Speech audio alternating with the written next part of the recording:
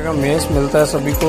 ये देखो भाई, और ये अपना कपाट है, इसमें सारा सामान वगैरह रख सकते हैं। इधर ये किचन का है, ये तो फिलहाल सफाई में हो रखे। यहाँ पे देखो कचरा पड़ा है चारों तरफ, कितना कचरा पड़ा है। देखो सभी लोग यहीं पे खाना बनाते हैं। ये हमने चपाती बनाई है अभी, अपनी चपाती रेडी है।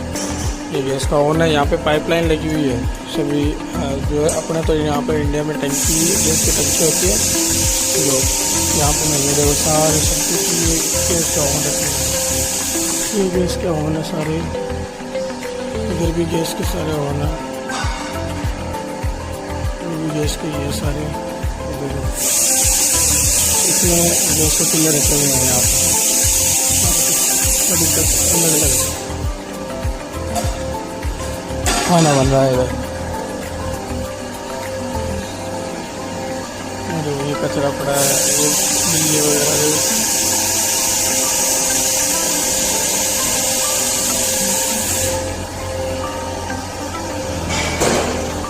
ये बर्तन वगैरह धो सकते हो आप।